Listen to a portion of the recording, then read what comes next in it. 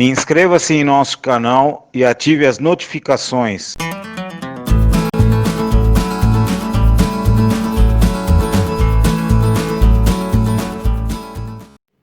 Eu quero compartilhar uma palavra que está no meu coração há vários dias, que tem a ver com hoje ou amanhã. O título dessa palavra é Hoje ou Amanhã.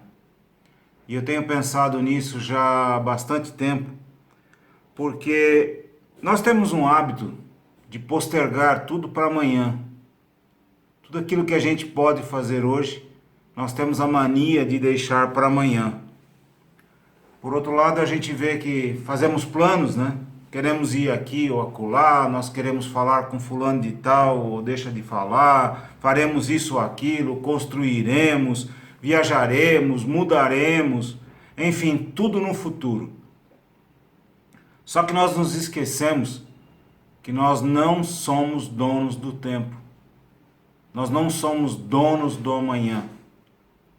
Nós apenas somos donos do agora, do hoje, desse momento. Nem do hoje, na realidade, nós não somos donos. Nós somos donos do agora. O amanhã não é nosso. O mais tarde também não é nosso. Romanos 12:2 diz que a vontade de Deus ela é boa, agradável e perfeita. Boa, agradável e perfeita. Então nós precisamos trabalhar para que essa vontade que é boa, agradável e perfeita, e eu estou repetindo várias vezes para criar tônica nisso, boa, agradável e perfeita, que ela seja cumprida. Eu e você, nós não podemos ser empecilhos. Então, a realidade é uma só. Nós não podemos deixar para hoje, à tarde, ou para amanhã, aquilo que nós podemos fazer agora. Quer um exemplo? O pedido de perdão. Se você tem que perdoar alguém, ou você tem que pedir perdão a alguém, não deixa para amanhã, não deixa para mais tarde. É agora. Se você tem que se arrepender, arrependa-se agora. Não é amanhã e nem mais tarde. Se você tem que abandonar o pecado, abandona agora. Também não é mais tarde ou amanhã. Peça perdão hoje, peça perdão agora. Amanhã eu vou pedir perdão. Você não é dono do amanhã. Você não é dono do mais tarde. A nossa saúde, nós também temos o hábito de deixar para depois. Amanhã eu começar uma dieta, começar a comer melhor. Tudo é para amanhã. Mas sabe, queridos, que nos últimos anos, de 2013 para cá mais ou menos, muitas pessoas queridas se foram. Amigos meus, irmãos queridos, colunas da igreja, cheios de projetos, cheios de planos, e eles se foram. Pessoas tementes a Deus, pessoas que amam a Deus, que amavam a Deus, cheias de projetos, se foram. Pessoas jovens que postergaram para amanhã eu entrego a minha vida a Jesus, se foram. Então, esse hábito que nós temos de deixar tudo para amanhã ou tudo para depois, tem que mudar, tem que ser alterado na nossa vida. Não pode continuar desse jeito. Por exemplo, a família. Quantas pessoas têm problemas com a família, no casamento, com os filhos, e têm o hábito de deixar para amanhã? Sabe que nós temos que cuidar bem da nossa família de sangue? Família, em primeiro lugar, é marido, mulher e filhos. Isso é família. Esses nós temos que cuidar muito bem. E nós temos que cuidar muito bem da nossa família de sangue e da nossa família da fé. Sabe por quê? Porque a nossa vida é um conto ligeiro. Ela passa muito rápido. E a nossa chance, ela é aqui e agora. E 1 Timóteo 5,8 diz o seguinte: Mas se alguém não tem cuidado dos seus, e principalmente dos da sua família, negou a fé e é pior do que o infiel. Domingo passado foi Dia dos Pais no Brasil. E é bonito de ver as pessoas colocando recordações dos pais e o quanto amam os pais. Tudo isso é muito bonito. Recentemente, no mês de maio, foi Dia das Mães. Muitas homenagens às mães e etc. Mas você sabe de uma coisa? A nossa homenagem ela é no dia a dia. Nós temos que honrar o nosso pai e mãe no dia a dia. Em dezembro de 2015 eu perdi o meu pai. No dia 15 de dezembro de 2015 ele partiu para a glória. Cumpriu um sonho dele. Mas você sabe que não foi um dia de tristeza? Estranho, né? Foi até um dia de alegria. Primeiro porque ele cumpriu a missão dele. Segundo, foi cumprido um sonho dele. Ele queria ir para a glória. Ele orava todos os dias: pai, o senhor já preparou a minha casa? Então me leva para casa. Porque ele já tinha cumprido tudo aqui. E sabe de uma coisa? Eu e minha mãe, por que nós nos alegramos? Porque ele partiu? Muito pelo contrário, porque ele faz muita falta nas nossas vidas até hoje. Até hoje nós nos lembramos dele com muito amor, com muito carinho. Mas é que nós cumprimos tudo o que nós poderíamos fazer por ele. Tudo. Então não teve remorso. Nenhum tipo de remorso. E você sabe que é difícil falar isso, mas muitas manifestações que nós vemos é de remorso. Não é de gratidão, não é de amor, é de remorso. Porque em vida não fez o que deveria ter sido feito. Honra ao teu pai e à tua mãe, que é o primeiro mandamento com promessa. Eu vejo muitos filhos acusando os pais, acusando o pai, acusando a mãe. Terrível isso. Tem muitas pessoas assim que eu tenho visto e tenho me entristecido com o comportamento deles. E depois, aí quando o pai falece, vai chorar lá no caixão, vai fazer uma cena, vai fazer um barulho, vai... Não pode, não interessa mais. Enquanto estiver vivo, é o momento certo. Quando nos deparamos com uma cena de morte, sobretudo de um ente querido, nós precisamos fazer uma profunda reflexão sobre como nós estamos levando a nossa vida. Como lidamos com as diversas situações à nossa volta. Andamos conforme a palavra de Deus ou conforme a nossa vontade? Você sabe que a nossa vida ela está pendurada por um fio, e esse fio é a vontade de Deus? Tão forte ou tão fraca quanto a vontade de Deus. Conforme diz a palavra, presentes neste corpo, ausentes no Senhor. Mas em todo caso precisamos agradar ao Senhor e não a nós mesmos. Muitos gastam todo o seu esforço, dinheiro nessa vida e não faz nada para a eternidade. 1 Coríntios 15:19 diz: se esperarmos em Cristo só nesta vida, somos os mais miseráveis de todos os homens. Você sabe que a morte física, ela não pode ser temida por nenhum cristão? Pois a morte ela é apenas a passagem deste mundo para o seio de Abraão. Diz Lucas 16:22. E aconteceu que o mendigo morreu e foi levado pelos anjos para o seio de Abraão. E morreu também o rico e foi sepultado. Os santos e justos veem a morte como uma grande oportunidade de se encontrarem com o Senhor. Os anjos do Senhor vêm buscá-los e o conduzem à sua presença. Já pensou que honra? Foi isso que nós vemos aqui na palavra de Deus em Lucas. O apóstolo Paulo afirmou: porque para mim o viver é Cristo e o morrer é ganho. Mas se o viver na carne me der fruto da minha obra, não sei então o que devo escolher.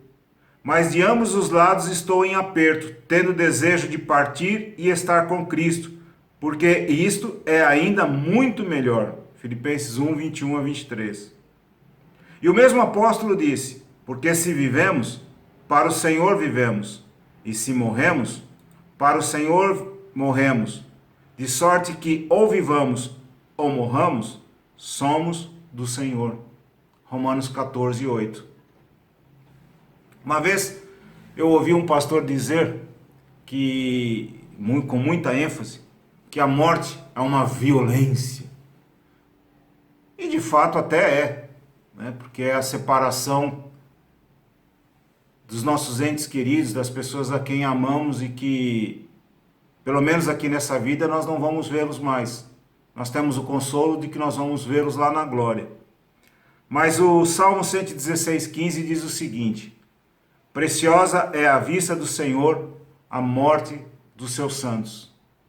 Olha só, preciosa é a vista do Senhor a morte dos seus santos. O que é a morte? Por definição, a morte é o fim da vida natural que resultou da queda em pecado. Você pode ler lá em Gênesis 2,17, Romanos 5,12. É a separação entre o espírito ou a alma e o corpo. Também está em Eclesiastes 2,7. Para os salvos, a morte é a passagem para a vida eterna com Cristo. Segundo aos Coríntios 5:1 e Filipenses 1:23. No sentido espiritual, morte é estar separado de Deus. Morte é estar separado de Deus. Mateus 13, 49 a 50, Mateus 25, 41, Lucas 16, 26 e Romanos 9, 3. E a segunda morte é estar separado de Deus para sempre. Apocalipse 20, versículo 6 e o versículo 14. Os ímpios temem a morte, porque é a separação eterna. Nós vemos lá na passagem do rico e do Lázaro, que o Lázaro tinha recebido todos os males aqui nessa terra, e o rico todos os bens. Não é pelo fato de ser pobre ou ser rico, não é nada a ver com isso, mas é a conduta que cada um teve diante de Deus. E o rico foi lançado no inferno, e lá em tormento, ele olhava para cima e via Lázaro no seio de Abraão, e ele dizia: pai Abraão, peça aí que Lázaro, mande que Lázaro molhe pelo menos a ponta do dedo e venha molhar aqui a minha língua. Não dava, porque há um grande abismo separando. E o lugar onde o rico estava era um lugar de tormento eterno. Não tem mais volta. Por isso que a palavra diz que se esperarmos em Deus somente nesta vida, dos homens nós somos os mais miseráveis. Eclesiastes 12, que fala acerca de vários assuntos, acerca da juventude, acerca da vida, lá no título diz o seguinte, que a mocidade deve preparar-se para a velhice e para a morte. A morte ela é inevitável, ela vai acontecer com qualquer um. E nós podemos ver isso em Hebreus 9, 27, Eclesiastes 8, 8, Jó 30, 23. Mas nós cristãos, e lembrando que cristão é seguidor de Cristo, hoje ficou muito comum essa história de cristão, cristão para cá, cristão para lá, mas cristão quer dizer seguidor de Cristo, discípulo de Cristo, alguém que é imitador de Cristo. Nós não, de forma alguma, nós podemos temer a morte, de maneira nenhuma, porque é a nossa passagem para o paraíso, é o fim de todas as nossas aflições e de todos os sofrimentos vividos aqui nesta terra. Nós podemos até afirmar, como eu já falei aqui, que esse dia é um dia de alegria, jamais de tristeza e de choro excessivo. Por quê? Nós vemos que a morte dos santos é desejada pelo Senhor. Nós vimos que a morte dos santos ela é desejada pelos próprios santos. Por isso que ela não pode ser temida, porque ela é preciosa, ela é esperada, ela é triunfante, ela é possuída de um elemento divino, ela é possuída de grande ganha, iluminada pela fé, é bem-aventurada, é o alívio das aflições. É partir para reinar com Cristo por toda a eternidade. Em 1 Tessalonicenses, capítulo 4, versículo 13 a 18, há um grande conforto para nós. E diz o seguinte: Não quero, porém, irmãos, que sejais ignorantes acerca dos que já dormem, para que não vos entristeçais, como os demais, que não têm esperança. Porque se cremos que Jesus morreu e ressuscitou, assim também aos que em Jesus dormem, Deus os tornará a trazer com ele. Dizemos, pois, isto, pela palavra do Senhor, que nós, os que ficarmos vivos para a vinda do Senhor, não precederemos os que dormem, porque o mesmo Senhor descerá do céu com alarido e com voz de arcanjo, e com a trombeta de Deus. E os que morreram em Cristo ressuscitarão primeiro. Depois nós, os que ficarmos vivos, seremos arrebatados juntamente com eles nas nuvens, a encontrar o Senhor nos ares. E assim estaremos sempre com o Senhor. Portanto, consolai-vos uns aos outros com esta palavra. Eu sugiro a você que você leia com muita atenção 1 aos Tessalonicenses 4, 13 a 18. Você sabe que até Balaão falou da morte? Está lá em Números 23, segunda parte do versículo 10, 23, 10b. Que eu morra a morte dos justos, e o meu fim seja como o dele. Davi também declarou da morte no Salmo 23, 4. Ainda que eu andasse pelo vale da sombra da morte, não temeria mal algum, porque tu estás comigo. A tua vara e o teu cajado me consolam. Também Salomão declarou em Provérbios 14, 32. Ela, sua malícia, será lançado fora o ímpio, mas o justo até na sua morte tem esperança. Ela, sua malícia, será lançado fora o ímpio, mas o justo até na sua morte tem esperança. Quando é que a morte deve ser temida? A morte ela deve ser temida quando o homem anda em pecado, em desobediência a Deus e a sua palavra. Quando é que a morte tem que ser temida? Quando o homem anda em pecado, em desobediência a Deus e em desobediência à palavra de Deus. Você pode ver isso em Hebreus 9, 27, Romanos 6, 23, Romanos 8, 6, Tiago 1, 15, Apocalipse 21, 8, Provérbios 21, 16, Romanos 5, 12. Todos esses textos que eu estou falando, eu estou colocando aqui na legenda abaixo. Ezequiel 18, versículo 23 e versículo 32, Deus diz o seguinte: Desejaria eu de qualquer maneira a morte do ímpio? Diz o Senhor Jeová. Não desejo antes que se converta dos seus maus caminhos e viva? Porque não tomo prazer na morte do que morre, diz o Senhor Jeová. Convertei-vos, pois, e vivei. Por último, o versículo diz o seguinte, Ezequiel 33, 11. Diz-lhes: Vivo eu, diz o Senhor Jeová, que não tenho prazer na morte do ímpio, mas em que o ímpio se converta do seu caminho e viva. Convertei-vos, convertei-vos dos seus maus caminhos. Por que razão morrereis, ó casa de Israel?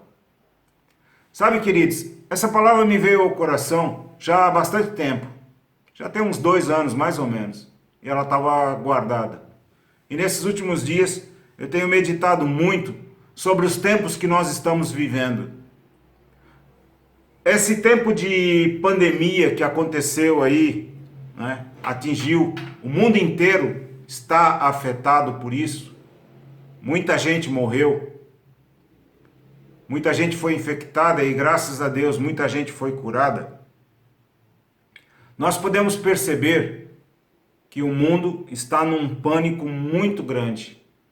Pânico terrível. Mas o pior de tudo é que nós vemos cristãos ou ditos cristãos também em pânico com a morte, né? Ou com a iminência da morte. Há uma falta de compreensão da palavra de Deus. E nós precisamos nos atentar, sermos como berianos. Nós precisamos atentar para a palavra de Deus, diligentemente, com muito cuidado para a palavra de Deus. Nós precisamos comparar tudo com as Escrituras. Hoje nós temos muitos mestres. Você abre aí as redes sociais, você tem lives assim a centenas, a cada minuto. Muita gente falando, muita gente ensinando. E quando nós comparamos com a Escritura, ou com as Escrituras, vemos que muitas coisas que são faladas não tem base nenhuma bíblica, nada, não tem nada a ver com a palavra de Deus. Por outro lado, nós vemos uma indiferença muito grande, e isso tem me preocupado, essa indiferença que há nas pessoas. Muita gente se preocupando consigo mesmo, enquanto o seu próximo está aí, caminhando a passos largos para o inferno. Eu comecei dizendo, hoje ou amanhã. Algumas coisas não estão em nosso controle, né? Como eu disse, nós planejamos ir para aqui, para acolá, queremos ir, fazer. Eu mesmo tenho projetos e eu estou esperando há anos. Por quê? Porque eu dependo do Senhor, completamente do Senhor. Não está na minha alçada fazer isso ou aquilo. Dependo do Senhor. Mas há coisas que eu posso fazer, que você pode fazer. E que isso depende de nós, porque já foi delegado. Por exemplo, ir e pregar o evangelho a toda criatura. Ah, eu tenho uma chamada de Deus para outro país. Sim, mas o seu vizinho também precisa de Jesus Cristo, os seus familiares precisam, tanta gente precisa. Pai, os seus filhos precisam de Jesus, a sua esposa precisa de Jesus. Mãe, os seus filhos precisam de Jesus, talvez o seu marido também precisa. E como diz uma máxima, pregue o evangelho com suas ações e, se for preciso, use palavras. Suas ações falam muito mais alto. Às vezes há muita cobrança disso ou daquilo, mas quem cobra não faz nada. Quem cobra está parado, preocupado consigo próprio, com o seu trabalho, com o seu dinheiro, com seus ganhos, e não faz nada em prol do reino de Deus. Aí que está, faz muita cobrança, mas não faz nada. Outra coisa que está ao nosso alcance fazer, perdoar. E não deixar para amanhã. Mateus 18 nos dá uma grande lição sobre isso. E outros textos também. E a palavra de Deus diz que quem não perdoa está entregue na mão dos atormentadores. Hoje em dia o divórcio, agora com essa pandemia, diz que os divórcios estão batendo recorde. Até divórcios online. Por que motivo? Porque as pessoas não sabem conviver, não sabem estar dentro de casa. E a pandemia obrigou que todo mundo ficasse dentro de casa 24 horas por dia. E aí todos os sentimentos ruins vieram à tona, tudo que estava oculto. Então esse tempo que nós estamos vivendo é um tempo de reflexão, porque você não pensa que vai melhorar tudo, porque não vai. Não vai melhorar. Ah, a pandemia vai passar e vai voltar tudo como era antes. Não vai. Essa pandemia pode passar, mas virá outra. E outra, basta você olhar o que diz a palavra de Deus lá em Lucas, Mateus, no livro de Apocalipse, não vai melhorar. Não vai. Então nós temos que estar preparados e nós vamos ter agora um momento com Deus, um tempo para nós pregarmos o evangelho, cumprirmos a nossa chamada, porque Jesus está às portas. Jesus está muito próximo de vir. Ah, eu ouço isso há muito tempo. É verdade. Desde que Jesus foi, partiu, que ele subiu, diz, Jesus vai voltar. Mas os dias que nós estamos vivendo são dias do fim. Porém, esse evangelho do reino será pregado em todas as nações, ou já está sendo pregado em todas as nações, e então o fim vem, virá o fim. Para terminar, eu quero que você reflita nisso. Eu vou pedir que você reflita nisso. O que é que eu tenho que resolver hoje? Como eu disse lá no princípio, muitos irmãos nossos cheios de projetos. Alguns até viajaram para ir pregar o evangelho e não voltaram. Outros tinham projetos e não conseguiram fazer isto. Não conseguiram sequer embarcar, porque o tempo chegou. Então, se você está ouvindo a palavra de Deus hoje, não endureça o seu coração. Você não é dono do seu amanhã. Você tem que perdoar a sua esposa? Perdoe agora. Tem que pedir perdão? Vá pedir perdão agora. Tem que perdoar alguém? Faça agora. Não deixa para amanhã, não. Você tem que se arrepender do seu pecado, tem que mudar de atitude. Você está em adultério, está em fornicação, seja lá o que for, a lista é muito grande. Para agora. Perca seu tempo, não. Não perca o seu tempo, porque você não sabe se hoje o dia será completo para você. Eu não sei, ninguém sabe, só Deus sabe. Então, querido, querida, use esse tempo agora para reflexão. Medite na palavra de Deus. Ocupe o seu tempo meditando na palavra de Deus. Faça uma reflexão, como diz lá em 1 Coríntios capítulo 11. Examine-se o homem a si mesmo. Não espera que os outros te examinem. Examine você a si mesmo. E então participe da mesa do Senhor. Se você tem uma oferta para dar, primeiro você analisa, deixa a sua oferta lá no altar, vai se reconciliar com o seu irmão, vem, então ofereça a sua oferta. É o que diz a palavra de Deus. Que Deus te abençoe, em nome de Jesus. Inscreva-se em nosso canal e ative as notificações.